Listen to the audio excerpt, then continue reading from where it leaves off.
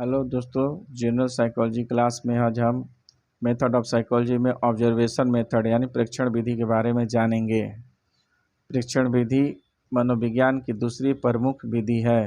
सन 1913 में जब वाटसन ने व्यवहारवाद की स्थापना की तो मनोविज्ञान को एक नए ढंग से परिभाषित करते हुए कहा कि मनोविज्ञान व्यवहार का विज्ञान है जिनका अध्ययन विधि अंतःनिरीक्षण न होकर प्रेक्षण विधि है। तभी से प्रेक्षण विधि का जन्म हुआ और आज भी यह विधि मनोवैज्ञानिक अध्ययन की एक प्रमुख विधि बना हुआ है।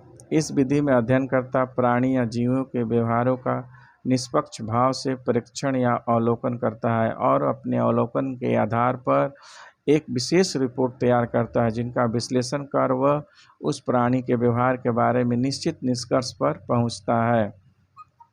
परीक्षण को वस्तुनिष्ठ बनाने के लिए प्राणी के व्यवहारों का अवलोकन वह विभिन्न परिस्थितियों में करता है। कई परीक्षक मिलकर प्राणी या जीव के व्यवहारों का अवलोकन एक साथ करते हैं। शायद यही कारण है कि इस विधि को वस्तुनिष्ठ परीक्षण विधि भी कहा गया है।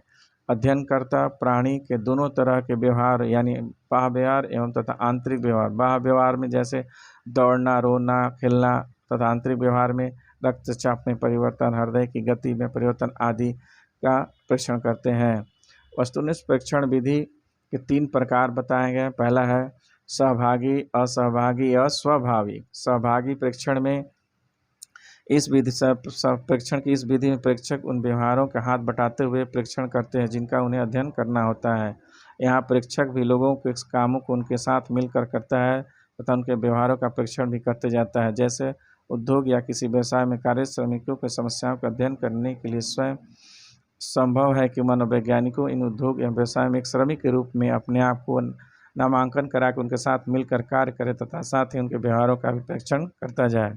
असहभागी परीक्षण की इस विधि में परीक्षक व्यक्ति को उन व्यवहारों में हाथ नहीं बटाता है जिनका हम परीक्षण करना होता है।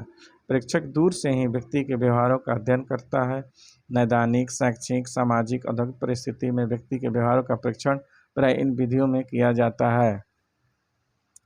अगला है स्वाभाविक परीक्षण। स्वाभाविक जब परीक्षण का उपयोग एक स्वाभाविक परिस्थिति में विशेषकर पशुओं के व्यवहार का अध्ययन करने के लिए किया जाता है तो इस तरह के परीक्षण को स्वाभाविक परीक्षण कहा जाता है। जैसे मनोवैज्ञानिक प्रायः बंदरों, मधुमक्खियों, चींटियों आदि के व्यवहार को उनके स्वाभाविक रूप से रहने के स्थानों में जाकर अध्ययन करते हैं। प्रायः ऐसे पशुओं वे आक्रामकता, प्यार, सामाजिक संगठन जैसे व्यवहारों का अध्ययन करते हैं। इसी तरह के परीक्षण में उपयोग कभी कभी मानव शिशुओं के व्यवहारों का अध्ययन में भी किया जाता है। इस तरह के परीक्षण के मुख्य विशेषता यह है कि प्राणी के व्यवहार का अध्ययन उन्हें बिना किसी तरह के फेर बदलाव या जोड़ तोड़ के अर्थात जैसे है उन वास्तविक परिस्थिति में घटित होता है उसे ही अध्ययन किया जाता है। इसलिए इसे क्षेत्र अध्ययन विधि या क्रमबद्ध परीक्षण भी कहा जाता है।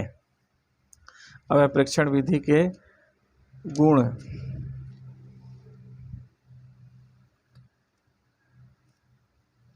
तो परीक्षण विधि के गुण है,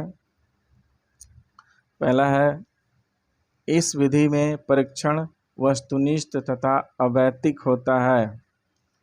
फलस्वरूप इससे प्राप्त निष्कर्ष काफ़ी विश्वसनीय तथा वैध होता है।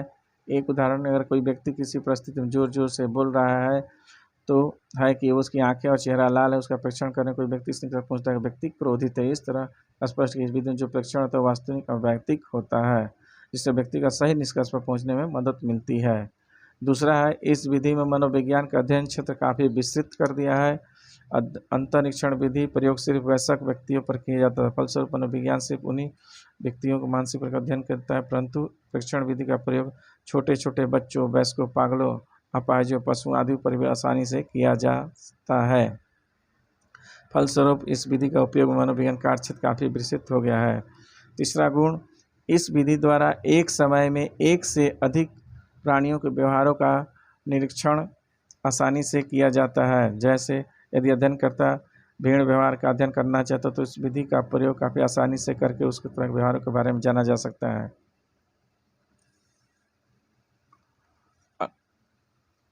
अगला है गुण, इस विधि में प्राप्त आंकड़ों का सांख्यिकीय विश्लेषण काफ़ी आसानी से किया जा सकता है क्योंकि प्रायः आंकड़े आवृत्ति, प्रतिशत आदि में प्राप्त होते हैं जिनका परिणाम यह होता है कि परीक्षण विधि प्राप्त निष्कर्ष वैध हो जाता है। अगला गुण है प्रेक्षण विधि में सांख्यिकीय विश्लेषण संभव है तथा साथ ही साथ उनके द्वारा कई व्यक्तियों का एक साथ अध्ययन किया जा सकता था। इससे प्राप्त परिणाम का सामान्यीकरण अन्य दूसरे व्यक्तियों के लिए भी काफ़ी दृढ़ता से किया जा सकता है। अब गुण प्रेक्षण विधि के दोष। पहला दोष है प्रायः देखा गया कि परीक्षण करते समय प्रेक्षक अपनी पूर्वाग्रह, आवश्यकता, मनोवृत्ति आदि का भी प्रभाव उनके प्रेक्षण पड़ता है। दूसरे शब्दों में कहा जा सकता है कि प्रेक्षक द्वारा किया गया प्रेक्षण वस्तुनिष्ठ न होकर आत्मनिष्ठ हो जाता है। ऐसी परिस्थिति प्राप्त निष्कर्ष अधिक विश्वसनीयता वैध नहीं रह पाता है। दूसरा दोष, इस विधि में प्राणी के व्यवहारिक परीक्षण करके उनके मानसिक क्रियाओं के बारे में जानने की कोशिश करते, परंतु इस दिशा में हमेशा सफलता प्रेक्षक को नहीं मिल सकती है।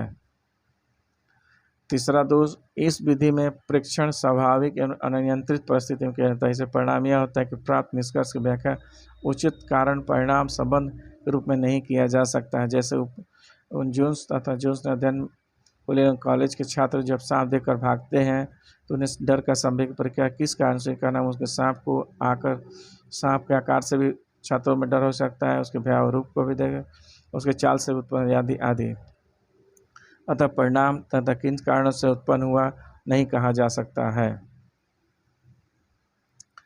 अगला दोष है प्राणियों के कुछ व्यवहार ऐसे होते हैं जिनका अध्ययन वस्तुनिष्ठ परीक्षण निरीक्षण विधि से करना संभव नहीं है।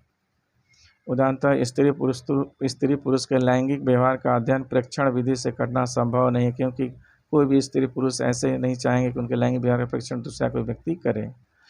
इस प्रकार हम देखते हैं, इस प्रकार उपयुक्त विवरण से देखते हैं कि वस्तुनिष्ठ परीक्षण विधि के गुण एवं दोष दोनों ही हैं। इन गुण दोषों को ध्यान रखते हुए यही कहा जा सकता है कि इस विधि मनोविज्ञान की एक अभिन्न विधि माना जा सकता है, क्योंकि यह समूह व्यवहारों के अध्ययन में इस विधि अन्य विधि से विशेष रूप से उत्तम समझा जाता है। दोस्तों अगले विधि में समान मनोविज्ञान में हम लोग प्रयोगात्मक विधि के बारे में जानेंगे। धन्यवाद।